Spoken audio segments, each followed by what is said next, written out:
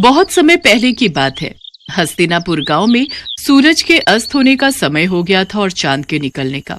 तभी सूरज चांद से कहता है, अरे भाई एक बात बताओ, जब भी तुम आते हो तो कोई तुम्हें आदर सम्मान देकर प्रणाम क्यों नहीं करता?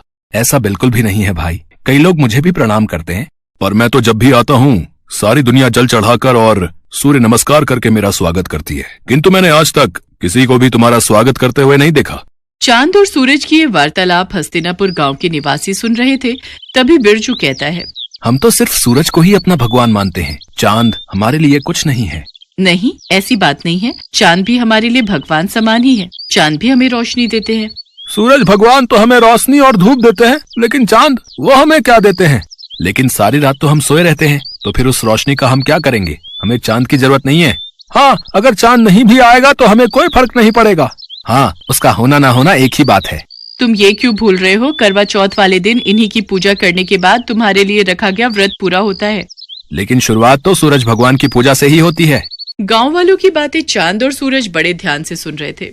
उनकी बातें सुनकर सूरज तो खुश हो गया, लेकिन चांद थोड़ा उदास हो गया।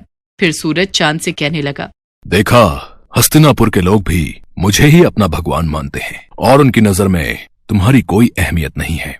परंतु मैं भी तो इन्हें रोशनी देता हूँ, और अगर मैं ना रहूं तो मेरे बिना इनकी जिंदगी भी अस्त व्यस्त हो जाएगी। ये तुम्हारी गलतफहमी है। इन लोगों को तुम्हारी बिल्कुल भी जरूरत नहीं है। अगर मेरी जरूरत किसी को भी नहीं है तो ठीक है, आज के बाद मैं आऊंगा ही नहीं।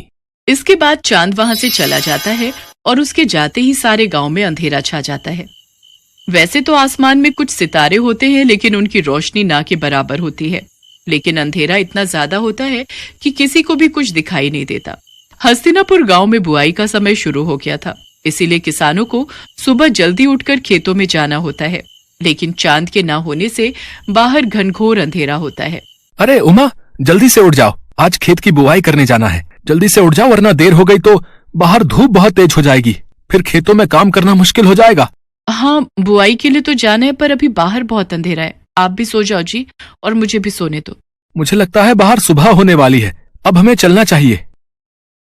वो तो आप सही कह रहे हो जी, पर बाहर इतना अंधेरा है कि हम जाएंगे कैसे? ठीक है, फिर बाद में ही चलते हैं। इसके बाद दोनों सुबह का इंतजार करने लगे। फिर जब सुबह हुई तो दोनों खेतों के लिए निकल पड़े। लेकिन थोड़ी ही देर में सूरज सर पर आ गया और खेत में काम करना मुश्किल हो गया। बहुत गर्मी हो रही है जी, चलो घर चलते हैं, कल सुबह जल्दी आकर काम कर लेंगे। हाँ, तुम सही कह रही हो, इस भयानक गर्मी में तो हालत खराब हो गई। अगले दिन जब दोबारा काम के लिए उठते हैं तो बाहर बहुत अंधेरा होता है, और बाद में जब काम पर जाते हैं तब तक तेज धूप हो जाती है।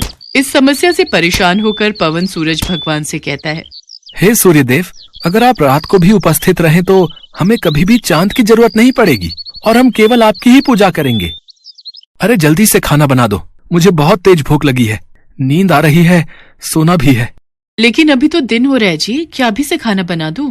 हाँ, मुझे लगता है आज शाम नहीं होगी। तुम जल्दी से खाना बना दो, मुझे बहुत भूख लगी है। अच्छा ठीक है, बना देती हूँ। फिर दोनों खाना खा लेते हैं, लेकिन तब भी रात नहीं होती और दोनों सोने के लिए चले जाते हैं। बहुत गर्मी हो रही है, बिल्कुल भी नींद नहीं आ रही। ऐसा करता हूँ, जाकर नहा लेता हूँ। इसके बाद पवन नहाने चला जाता है। नहाने के बाद भी बहुत गर्मी हो रही है। तभी बाहर शोर होता है। पवन और उमा बाहर निकलकर देखते हैं तो बिरजू का बेटा बिट्टू बेहोश पड़ा हुआ था। क्या हो गया मेरे बच्चे? कोई जल्दी से पानी लाओ। फिर उमा जल्दी से पानी लाकर बिट्टू के मुंह पर छिड़काव करती है। कुछ ही देर में बिट्टू होश में आ जाता है। लगता है दिन रात धूप लगने की वजह से ये बेहोश हो गया था। इसके बाद सभी सोने के लिए चले जाते हैं, लेकिन गर्मी की वजह से किसी को भी नींद नहीं आ रही थी। सारी रात लोगों की ऐसे ही कट जाया करती। इतनी गर्मी में तो हम लोग मर ही जाएंगे। काश सूरज ढल जाता तो इतनी गर्मी नहीं होती और हम लोग चैन से सो पाते। चुप रहो तुम, थोड़ी सी गर्मी सहन नहीं कर सकती? ऐसे ही एक हफ्ता बीत जाता है, लेकिन हस्तिनापुर के लोग बिल्कुल भी चैन से नहीं सो पाते, और देखते ही देखते कई लोगों की तबीयत बिगड़ने लगती है। ये सब तुम्हारे कारण ही हो रहा है। ना तो तुम चांद का अपमान करते और ना तो वो यहाँ से जाते। इसके बाद पवन बाहर जाकर सूर्यदेव से प्रार्थना करता है, हे सूर्य देवता, अब से आप केवल दिन में ही रहिए। हम आपकी गर्मी सहन नहीं कर पा रहे हैं, रात को हमें चांद की ही जरूरत है। इसके बाद पवन और सभी गांव वाले चंद्रदेव को पुकारने लगते हैं। हे चंद्रदेव, हमें माफ कर दीजिए, हमें आपकी भी उतनी ही जरूरत है जितनी सूरज की। हाँ चंद्रदेव, जहाँ दिन सूरज के बिना अधूरा है, वहीं रात आपके बिना अधूरी है। अब से हम आपकी भी उसी तरह पूजा करेंगे जिस तरह सूर्यदेव की करते हैं। ठीक है, मैं रात में तुम लोगों को रोशनी देने के लिए फिर से उपस्थित रहूंगा। मुझे माफ कर दो मेरे भाई, अब मुझे समझ आ गया है कि जितनी जरूरत इस दुनिया को मेरी है, उतनी ही तुम्हारी। सूरज ढल गया और अंधेरा होने लगा। तब चांद ने अपनी रोशनी चारों ओर बिखेर दी। इसके बाद सभी गांव वालों ने सर झुकाकर चांद का स्वागत किया और सभी गांव वाले पूरे 1 हफ्ते बाद चैन की नींद सोए। हल्कू ने आकर अपनी पत्नी से कहा, सहना आया है, लाओ जो रुपए रखे हैं उसे दे दूं, किसी तरह गला तो छूटे। मुन्नी झाड़ू लगा रही थी, पीछे फिरकर बोली, 3 ही तो रुपए हैं, दे दोगे तो कंबल कहां से आएगा? माघ पूस की रात खेत में कैसे कटेगी? उससे कह दो फसल पर रुपए दे देंगे, अभी नहीं। हल्कू एक क्षण अनिश्चित दशा में खड़ा रहा। पूस सिर पर आ गया। बिना कंबल के खेत में रात को वह किसी तरह नहीं सो सकता, मगर सहना मानेगा नहीं, घुड़कियां जमाएगा। चाहे जाड़े में मरेंगे पर बला तो सिर से टल जाएगी। यही सोचता हुआ वह अपनी पत्नी के पास गया और खुशामद करके बोला, ला दे दे, गला तो छूटे, कंबल के लिए कोई दूसरा उपाय सोचूंगा। मुन्नी उसके पास से दूर हट गई और आंखें तरेरते हुए बोली, कर चुके दूसरा उपाय, जरा सुनूं क्या उपाय करोगे? कोई खैरात में दे देगा कंबल? मैं कहती हूं तुम खेती छोड़ क्यों नहीं देते? मर काम करो और जब फसल हो तो उसे लगान में दे दो। लगान चुकाने के लिए ही तो हमारा जन्म हुआ है। पेट के लिए मजूरी करो, ऐसी खेती से बाज आए। मैं ना दूंगी। हल्कू उदास होकर बोला, तो क्या गाली खाऊं? मुन्नी ने तड़प कर कहा, गाली क्यों देगा? क्या उसका राज है? मगर यह कहने के साथ ही उसकी तनी हुई भौहें ढीली पड़ गईं। हल्कू के उस वाक्य में जो कठोर सत्य था, वह मानो एक भयानक जंतु की भांति उसे घूर रहा था। वह जाकर रुपए निकाल लाई और हल्कू के हाथ पर रख दिए। फिर बोली, तुम छोड़ दो अब ये खेती। मजूरी में सुख से 1 रोटी खाने को तो मिलेगी, किसी की धौंस तो न रहेगी। ऐसी खेती किस काम की कि मजूरी करके लाओ और उसे भी इसमें झोंक दो, उस पर ये धौंस सहो। हल्कू ने रुपए लिए और इस तरह बाहर चला मानो अपना हृदय निकाल कर देने जा रहा हो। उसने मजूरी से 1-1 पैसा काट कर 3 रुपए कंबल के लिए जमा किए थे। वे आज निकले जा रहे थे। एक पग के साथ उसका मस्तक अपनी दीनता के भार से दबा जा रहा था। पूस की अंधेरी रात, आकाश में तारे भी ठिठुरते हुए मालूम होते थे। हल्कू अपने खेत के किनारे ऊख के पत्तों की छतरी के नीचे बांस के खटोले पर अपनी पुरानी सूती चादर ओढ़े पड़ा कांप रहा था। खाट के नीचे उसका संगी कुत्ता जबरा पेट में मुंह डाले सर्दी से कूं कूं कर रहा था। दोनों में से एक को भी नींद नहीं आ रही थी। हल्कू ने घुटनों को गर्दन में चिपकाते हुए कहा, क्यों जबरा, जाड़ा लगता है? कहता तो था घर में पुआल पर लेटा रहे। तू यहाँ क्या लेने आया था? खाओ ठंड, मैं क्या करूं? जानते थे मैं यहाँ हलवा पूड़ी खाने आ रहा हूँ। दौड़े दौड़े आगे आगे चले आए, अब रो नानी के नाम को। जबरा ने पड़े पड़े दुम हिलाई और अपनी कूकू को दीर्घ बनाता हुआ एक बार जम्हाई लेकर चुप हो गया। उसकी श्वान बुद्धि ने शायद ताड़ लिया कि स्वामी को मेरी कूं से नींद नहीं आ रही है। हल्कू ने हाथ निकालकर जबरा की ठंडी पीठ सहलाते हुए कहा, कल से मत आना मेरे साथ, नहीं तो ठंडे हो जाओगे। यह पछुआ न जाने कहां से बर्फ लिए आ रही है। किसी तरह बस रात कट जाए।